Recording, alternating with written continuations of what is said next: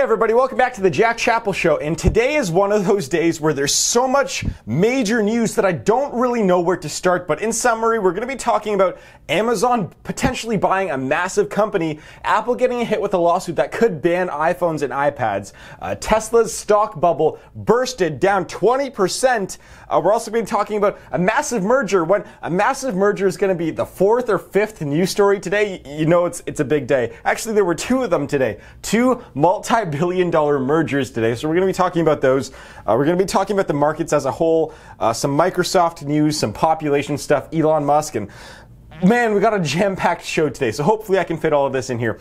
So let's get started here with the big Amazon news. So Amazon is having some meetings with a company called the Dish Network. So the Dish Network, you guys probably know, is just a normal cable company, you know, a 30, 40, or $50 billion cable company. They sell you channels, you know, it's the classic, you know, telecom cable company, right? And so why would Amazon want to buy them? Isn't cable going the way of the dinosaurs? Well, if you dig into this just a little bit, I dug into it just a little bit, and what's really interesting about the Dish Network is they have been buying up tons of radio and data frequencies over the past few years, and they legally, by the year 2021, have to set up a wireless network, some sort of telecommunication internet company by the year 2021. This has to happen, or else all of their radio frequency patents just go back on the free market again. And so that has to happen by 2021, and allegedly they are looking for partners to start a wireless internet company, cable company, wireless internet phone telecom company, and Amazon's interested. Now, so from what I could dig up, Dish Network doesn't want to be bought out. They don't want to be bought out by any company. They say that they can make this wireless network on their own. However, they're looking for a substantial partner, you know, someone that's willing to invest 20, 30, or 40% into a company. So a substantial partner in the company. And oh boy, Jeff Bezos walks into this meeting with all of his $750 billion or whatever he has now. And they might do a partnership. So here's actually part of an article here. I'll read this out. So the interconnection, so they want to make, it's called an Internet of Things company. That's what a wireless network company is called. So an Internet of Things company is the interconnection via the Internet of computing devices embedded in everyday objects, enabling them to send and receive data. So that's what the Dish Network might be going into. And well, Amazon has these things called drone deliveries, and they have these things called Amazon Echo and Alexa. And so from this article it says, an Internet of Things platform would possibly benefit several Amazon Web Services products, as well as its drone delivery plans and Amazon Echo/Alexa. So that's how Amazon could benefit from this largely, plus they could get involved into some sort of phone plan. So the Dish Network might be setting up some sort of phone plan too, and Amazon could offer that to its Prime members, through its Prime members. So Amazon could be setting up a phone company now, a phone wireless network internet company now.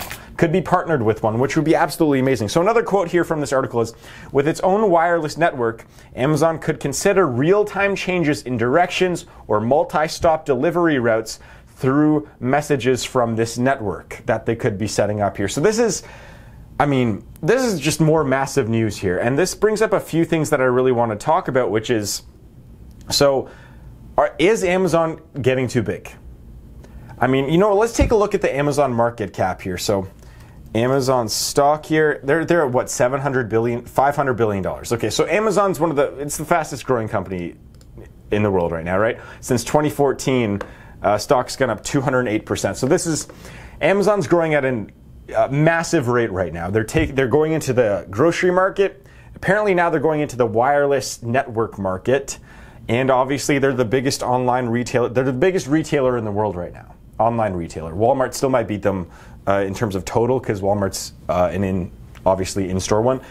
But I mean, if this were to happen, if Amazon were to branch out into groceries over the next 5 years and then branch out into the telecommunications business, would they be too big? Seriously, this is I'm usually a fan of doing whatever the hell you want. Like I was just talking about this with Google last week. You know, Google has a monopoly over the search engine, right? A complete monopoly over them. And I'm okay with that. Google has the best product. They deserve all of that. They should do whatever the hell they want. But when one company can become a monopoly in 2 or 3 businesses, maybe in the next 5, 10, 15, 20 years, that's a little bit worrisome. And they could be taking over the entire e-commerce world. And I don't think it'll happen anytime soon in terms of them taking over, but are you worried about this? Or are you happy that this is happening because Amazon's the most efficient company? Where do you stand on this? And do you think that this would happen? So I just want to conclude this, I want to get this out there. Amazon will not buy the Dish Network. They will not buy the 51% of the company and own more than half of it. They just want to be a partner in this. A 20, 30, 40% partner. It's in early stages, so it may not happen, but this was pretty big news today. And we also had some pretty, other substantial news today that, maybe I just got to move on from this. I cannot talk about this for too long. There's too much news today. So that was some big news coming out today. Amazon potentially going into the wireless network with Dish Network.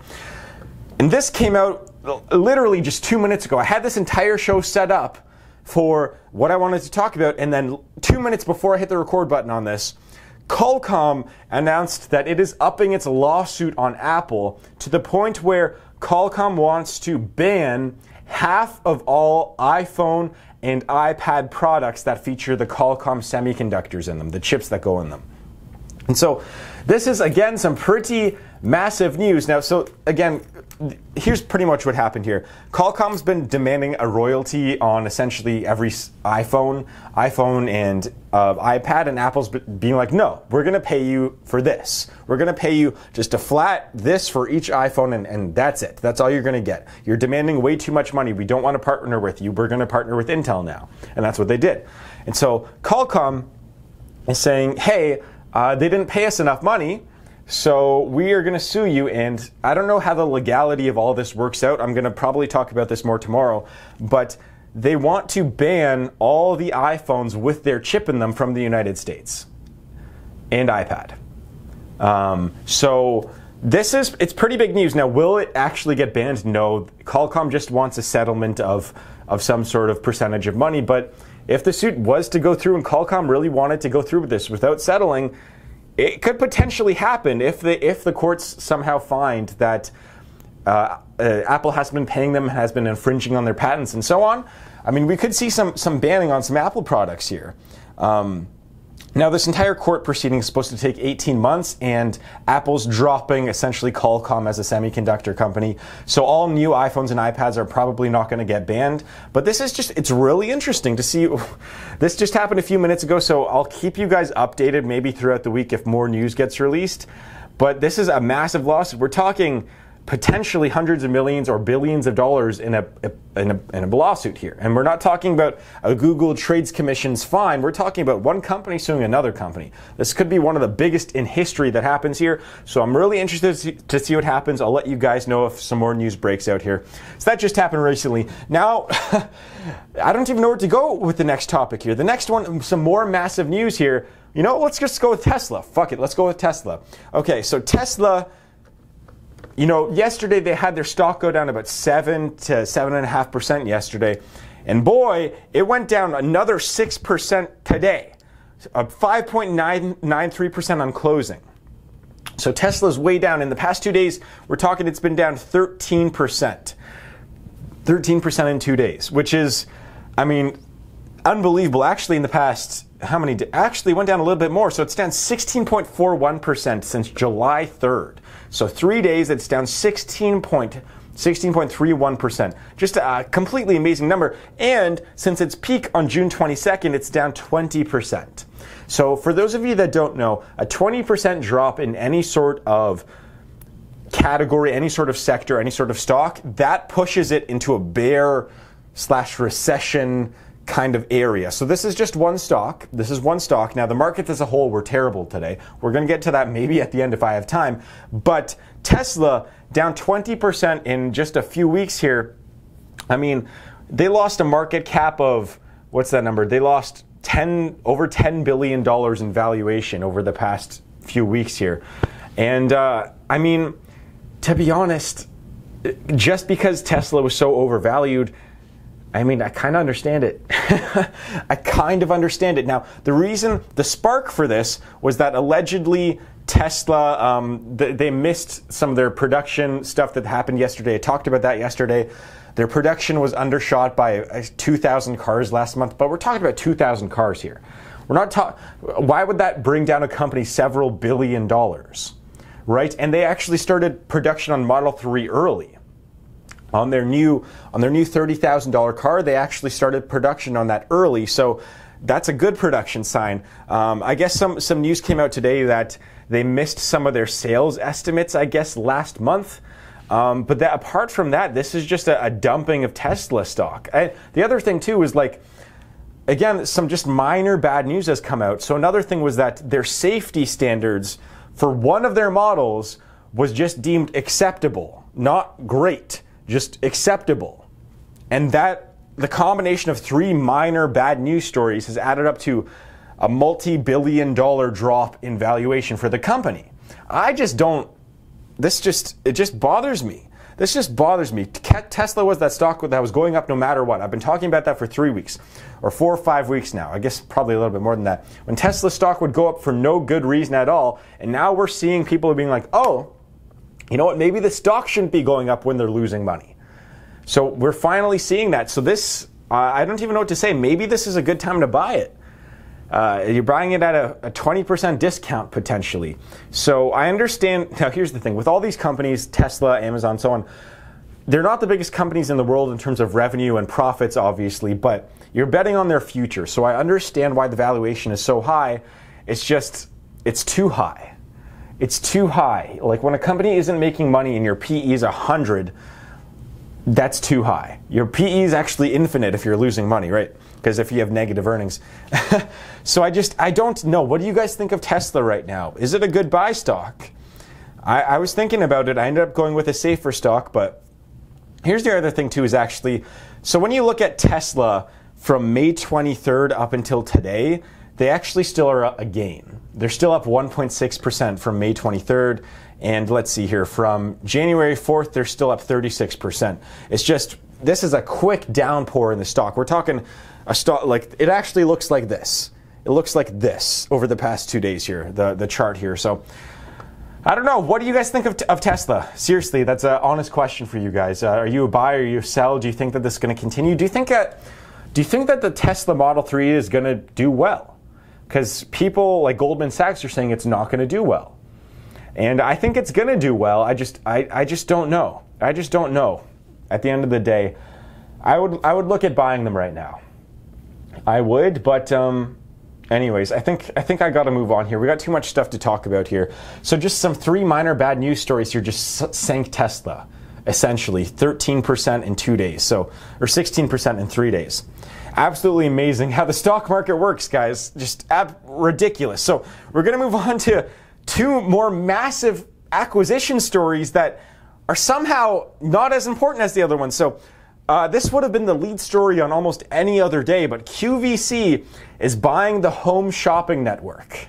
This is a massive, massive deal, and it's behind all these other stories. So QVC, you guys know it. It's an infomercial channel, right? It's the people go on there, they pitch their products. I don't know if ShamWow was on there. I know it as Lori Greener.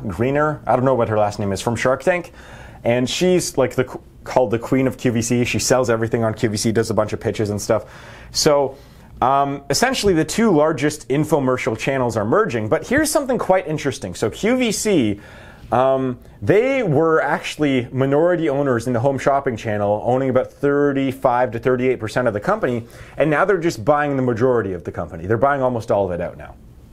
So what I am really interested in is I dug a little bit into where their revenue comes from. And the home shopping network, half of their sales, 50%, are from online.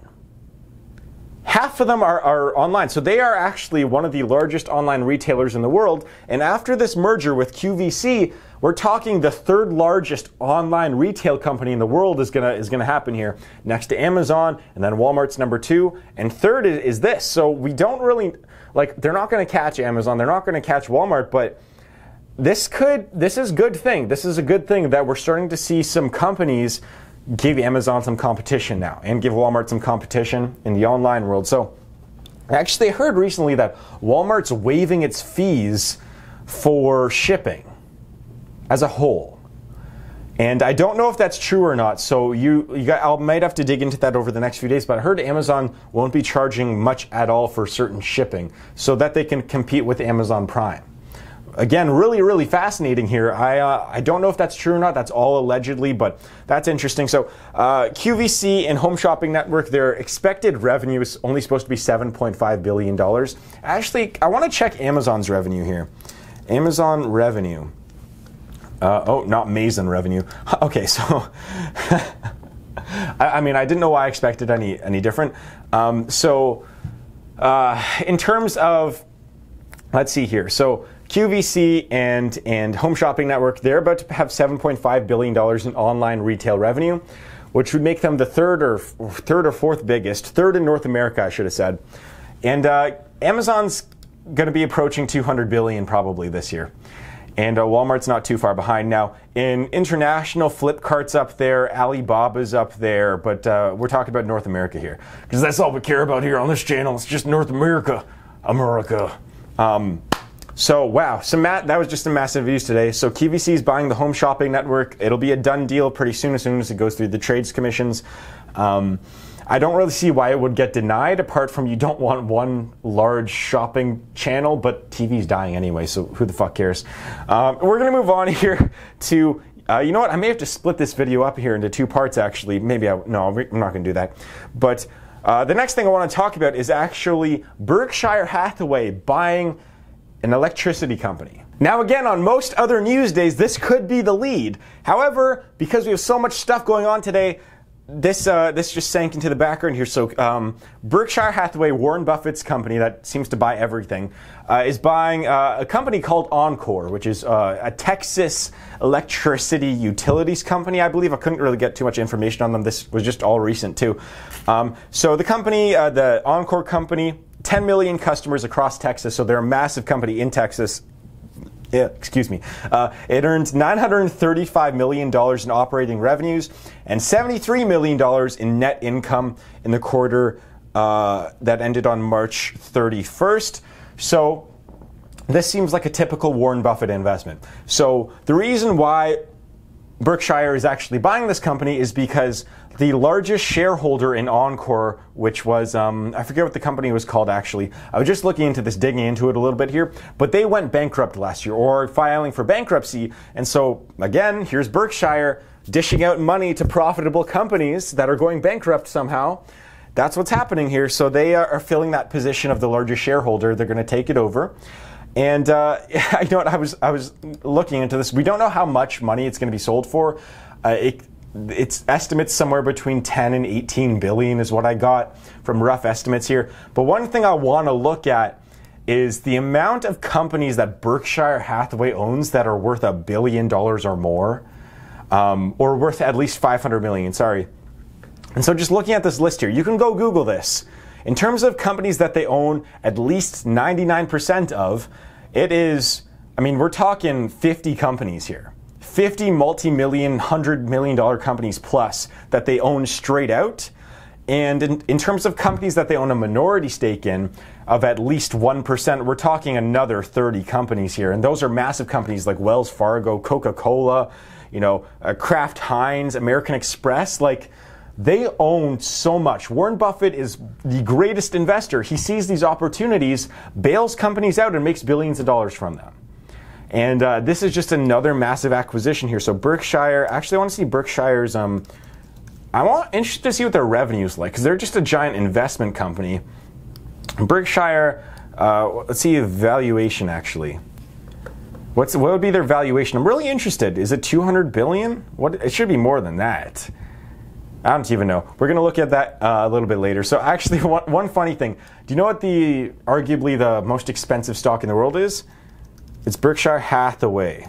So Berkshire Hathaway stock is trading currently at a mere $255,000 per share. Per share. 255 grand per share. It's also one of the best performing stocks in the history of time. We're going to let that go.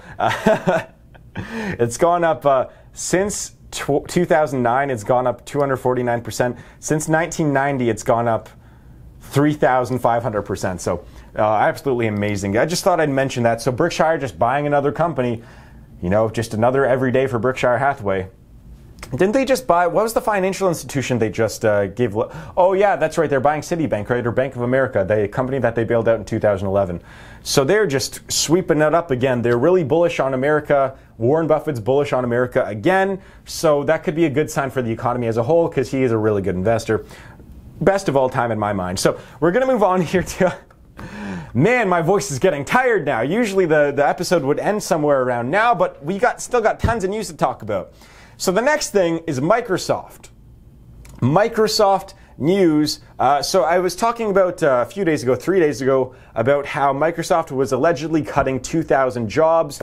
This would be a lot of overseas jobs. And so we got official word today that they are cutting 3,000 jobs, and they are all, essentially all of them are in international sales. Sales of their lower end products, their lower end software products. So all those jobs are being cut.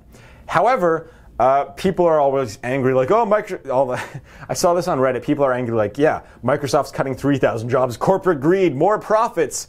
Well, they're just hiring more salespeople in North America, and they want to just hire people to sell their cloud services, not their software services. And the reason why they're doing this to these salespeople is because they want to hire tech people for sales. They want to essentially promote and hire tech people that know a lot about their Azure service, their Microsoft Azure services, and just so that they have better customer service. That's what they're doing, simply straight out. So they currently have 121,000 employees. They're going to get cut down to 118,000 and probably back up to 121,000 pretty soon. It's not for profits, they were saying. It was just, honestly, they're restructuring slightly. They're still going to be selling, obviously, their software is their bread and butter. They're just moving towards more cloud services now because they saw a 96% growth in that sector for their own company in the past year. So I would do the same thing too. Move away from if you have to allocate money, go into the thing that's growing really, really fast. And that's what they're doing here. So massive job cuts here. Actually, I wonder what happened to their stock today. Sorry, I'm a little bit, as you can tell, I'm a little bit like frazzled right now. I'm a little bit unprepared because so much news happened in the past hour before filming this. I couldn't put a good show together. So they're down 0.74%, but so were all stocks. I don't even know if we're going to talk about stock market winners and losers. So much news today. So that was the Microsoft big news. What do you guys think about that? Do you think that it's a good thing? Do you think that Microsoft should be doing it? See, I'm really interested though, because I don't really know too much about Microsoft Azure, so I'm going to have to dig into that a little bit. But I'm interested. I think Microsoft's, again, they're one of the best run companies in the world, in my opinion. They're switching over to what's working. That's why they've been a titan tech company that hasn't failed for the past 40 years, 50 years now. So good job, Microsoft. Hopefully those 3,000 employees, though, do find other work, because that's always sad when someone loses their job. But I'm sure that they'll get some sort of severance and find another job. Okay. Wow, we still got some more topics to talk about. Okay.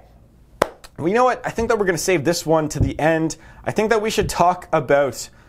We're going to talk a little bit about, let's see here, some sports money news, and then we're going to talk about two somewhat political economic macro news here. So I want to talk about, and it's just some sports business news.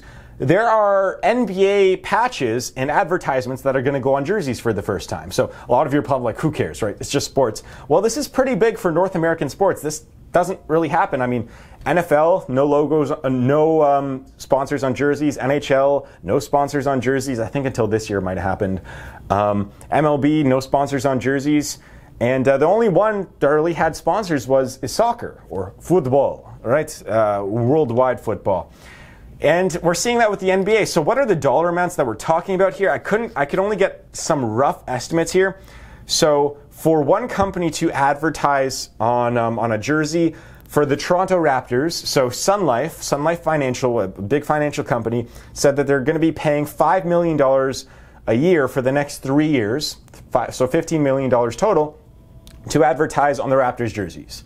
And so Raptors are, in terms of where they rank in the league, in terms of popularity, they're probably somewhere in the upper half. I wouldn't put them in the top Golden State, Cleveland, top tier popularity teams, but they're up there. I put them in the top 10.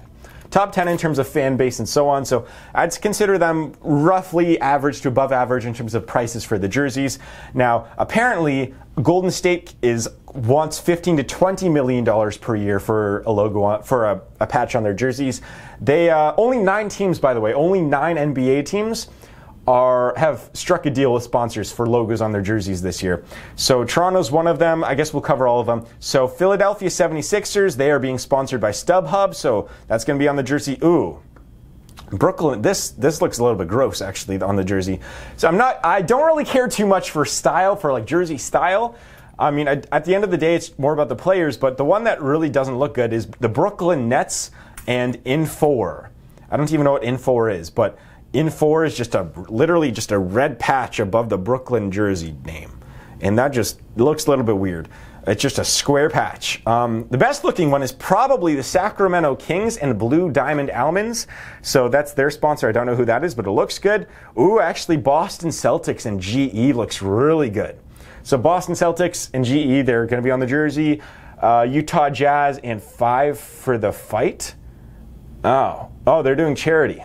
Okay. That's a charity advertisement. That's really cool. Good for Utah. Cleveland Cavaliers and Goodyear. That one looks pretty good too. So they're going to be commanding a lot of money for that. Orlando Magic and Disney. That's made in heaven, that partnership, right? So I thought I would mention that. So each team's going to be collecting about $5 million a piece, roughly on average, maybe a little bit more per year. And all of this money goes straight to the owners. It doesn't go to the players because it's not part of the collective bargaining agreement. So that's just an interesting tid point in there. So anyways, that is some sports business news. Now I want to talk a little bit about this article that came out. So as Tesla's stock is absolutely tanking, of course, Elon Musk wants to, I guess, distract everyone from the tanking stock, which at the end of the day, I don't think he cares. I mean, the company's still going to do well. But he tweeted about how there's a population problem and no one's really paying attention to it. I mean, I've said that we don't really have, a climate change problem. We do have a climate change problem. I don't want to say it like that because obviously why is it even a belief? Like, why do I have to say I believe in it? Like, it's a thing that's happening. Isn't it like 99% consensus of scientists and 1% are paid off? So, anyways, climate change is not the problem. It's the amount of people. That's the problem. We are now at 7.5 billion people as of today. 7 billion was just a few years ago. We're growing at this rate, which is almost unsustainable. It is unsustainable if we keep going like this. And so I was reading this article here, and I'll just read from you maybe a paragraph or two here. So it said, to find out how and why, go to Japan. Oh yeah, so by the way, this article talks about how we might be reaching the peak population point in the world soon. So to find out how and why, go to Japan, where a recent survey found that people are giving up on sex. Despite a life expectancy of 85 and rising, the number of Japanese is falling thanks to a fertility rate of just 1.4% per woman and a reported epidemic of virginity. The population, it seems, are too busy and too shy to procreate. So that's the first part I want to talk about. One more thing, then I'm going to give you why this relates to economics and business and just politics in general. Second thing is, half of the world's nations have fertility rates below the replacement level of just over 2 children per recent trends. Countries across Europe and the Far East are teetering on a demographic cliff with rates below 1.5. On recent trends, Germany and Italy could see their populations halved within the next 60 years. So that's just a shocking stat here. So another thing, the world might have hit its peak child in terms of amount of kids there will be on this planet. May have hit its peak child, and it may have hit its peak person. It might hit its peak person quite soon. So its top amount of people on this planet quite soon. So it's really strange because we are seeing decreased birth rates, obviously in the Western world, right? Western and Eastern world, but we're seeing growth explosions in places like India and Africa, right? So they're accounting for most of the population growth. That's where all the population growth is happening, and China too. And the rest of the world, a lot of the developed countries, we're losing people. We're losing people over here, and all the developing countries are just, they're having a bunch of kids, right? Some of the growth rates and some of the birth rates are like 6, right? And normally in developed countries, that's supposed to be around 2.1 to 2.2 to have a steady growth every single year. And I think that it's really strange because like technology and culture, like we saw in Japan, that's what's causing this. That's what's causing the decrease in population. It's not we're running out of food. It's not we're running out of technology, energy stuff. It's technology's changing us, changing our cultures and our values. People want to work. We're too busy to have kids. And that's the thing, like people like me, my generation, a lot of me and my friends, we don't know if we want to have kids. I mean, I probably will in the future, right? I don't want to make this too personal or anything, but I probably will in the future, but I want to have them later in life. I want to have them when I'm 35 years old, probably, when I've been established as a multi-millionaire for a few years and have everything set up, and then I can take care of the kids, right?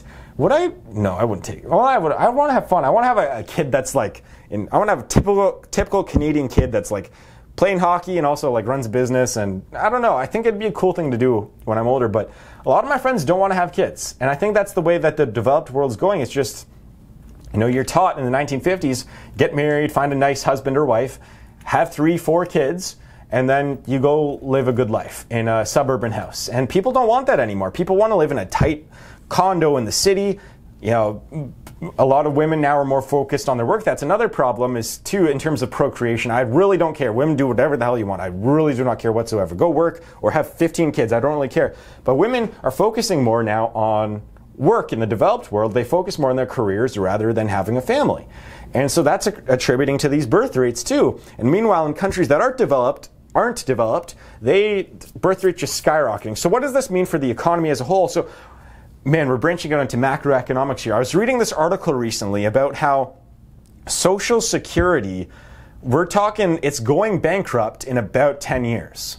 We're going to, in the United States, just because there aren't enough young people supporting all of the old people that are retiring. So that's some problems. The entire economy, pension, you know, savings, that's all predicated on growth, on population growth, on economic growth. And if we don't have, guess what? Economic growth and population growth, right now they're kind of going hand in hand here. In the developed world, I mean, productivity is only going up slightly. And so our economic growth is largely based on immigrants coming in here. Because guess what? Like, we're not having a lot of kids here in Canada and the United States here. So that's not causing our economic growth. Immigrants and slight productivity increases every single year, like tech increases and so on. So this could have a big impact on the economy. I mean, are we going to hit a peak of population soon? I don't think so. I still think our population is going to keep growing, and then eventually we're going to realize that 50% of the world currently is 50% of the land area, so I'm geeking out now with science right now, 50% of the land area on the planet is farms. People don't know that. People in cities that haven't flown on a plane and looked down don't realize that. 50% of the land on Earth is for food. And I think that we're going to start seeing some food shortages unless we have some agricultural spike again. So, I mean, there's so many. This is just really, really interesting. So what's your opinion on having kids, actually, guys? Because a lot of you, about 80% of you, 80 to 90% of you are in North America or Europe, in a developed country, and about 10% of you are scattered into developing countries.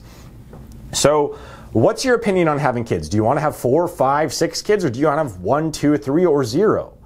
I really am interested to know where you stand, because a lot of you, guess what? You are the backbone. All of you watching this are the backbone for the entire economy in the world. 18 to 34-year-olds that are watching this, you're the ones that are gonna either change the world or run it into the ground or do whatever the hell. Like, you are gonna make the world in the next 10 to 15 years when you are fully, like, have a big business or have been in the workforce for a long time, having kids. The entire world is dependent on what your choices are.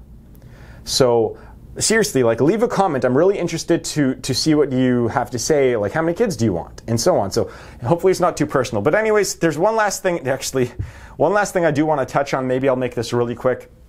G20 protests are happening. This has happened every year since 2007, 2008, since the financial crisis. So the G20 summit, it got started because the world leaders were coming together in 2008 to figure out how to fix the financial system, how to not have the world collapse economically. And so there were a bunch of protests that happened. There was only some protests. It was only 1,000 people back then. And then eventually the protests grew and grew and grew. And then, Occupy Wall Street, we had riots here in Toronto for G20 protests, like literally tens of millions, hundreds of millions of dollars of damages because of this shit. And sorry for swearing. I know I've sworn already, but it's an anti-capitalist protest. That's what this is, and I understand both sides of this. Here's where I stand politically, and I want to start talking a little bit more about like politics, where I stand on certain issues and stuff. So I understand both sides, because on one side you got the young millennial liberal protesters, and all they want is a few things here. Like, they want transparency, right? They want transparency about what these meetings are about, what's happening, what policies are you talking about. I completely get that. They want a society where jobs are full-time jobs can support yourself and your family. They want that, what happened in the 1960s and 70s, right? One income could support an entire family. But the people that, a lot of people don't understand that it's not necessarily politicians' fault that the world's economy is shifting. And I really wish I could get that out there. I mean, the reason why one income can't support a family is because a few things. Women entered the workforce, so there's a lot more supply of workers and less demand for workers, I guess. There's slightly more businesses, but a lot more workers that have entered since 1950, so that kind of... And also the robot economy, and we don't need a lot of factory workers. The type of jobs, they're going into automation, and it's just the entire industry, the entire economy is changing, and it's not necessarily politicians' fault. Politicians are trying to save it. And so the fact that you're getting mad at these people for, trying to fix the economy it's tough. It's tough to see. But at the same time, like 100% understand the frustration. It's like a lot of people, that are making $20,000, $30,000, $40,000 a year. I mean, I was in this position too. I was super liberal. Tax the rich, 70%. I was like that when I was like 17 years old. I need some money, right? I need some money and I need to support myself and I want to have a decent life. And I completely understand that perspective. I still do to this day. I still understand why people want a free universal basic income. I still understand why people want a 70% tax on the richest people in the world. I 100% get that. It's just, I don't think that going about it this way is the way to do it. It's not by looting and freaking breaking shop windows and beating up police or trying to go against police and stuff, because that's not the way you go about it. The way you go about it is put yourself in the position of power. You want to change things. I always talk about this. Here's the lesson for all of you youngsters out there. I really want to get this through, you guys. So if you want to change the world, if you want the world to change, here's the quote. Here is a quote that I'm going to make up. If you want the world to change, you will have to change the world. You're not going to be able to do this by throwing beer cans through glass windows of small business owners that are just so happen to be located in the financial district.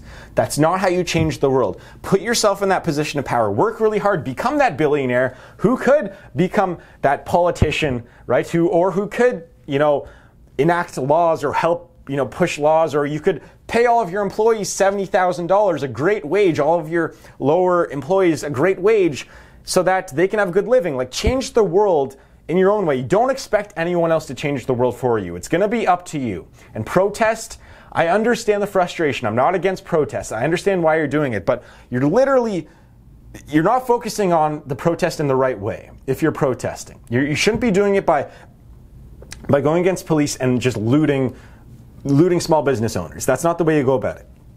You go about it by making yourself the person of power. And that may take years, that may take decades, but that's what it takes. I understand you're airing your frustration. Politicians are seeing that. That's all good things. However, I don't think that this is the way to go about it.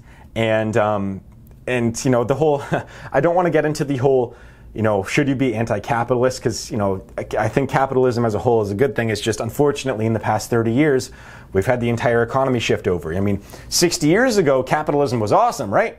I mean, capitalism was still a thing in the 1960s, or the one income supporting the entire families, but now it's bad. So, like, yeah, I don't know where to stand on this. So that's just my opinion on the G20 summit. So if you are there, just stay safe.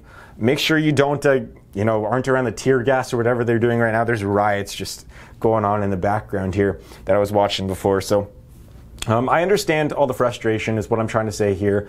I just think that the frustration is a little bit misplaced, like Occupy Wall Street and stuff. Same thing too. Completely understand it. Like Tent City, all the people that lost their jobs. I mean, I completely understand why you're protesting. I'm not saying don't do it, but I think if you want to better your life, and if you're really frustrated with your life making 20 or 30 or 40K a year, I mean, one of the best things you can do is just try to use, instead of protesting, which isn't going to affect your life too much at all, you're not going to get a compensation package for protesting. One of the best things you can do is just you spend your time to build a business, build a side business, and then pay all of your employees 70 grand a year. I mean, that's more of an efficient, effective use of your time than I think the protests are. So this is going to be a really long video. Sorry, I touched on a lot of things here, but I needed to talk about all these things. So I'd like to thank you very much for watching. Remember to check out my stock market program. The link's in that below. I've been updating videos. I think I did 4 videos yesterday on there. So I'm trying to do a few videos a week on there just to kind of keep it updated, my portfolio, what I'm looking at for stocks, my YouTube income and stuff like that.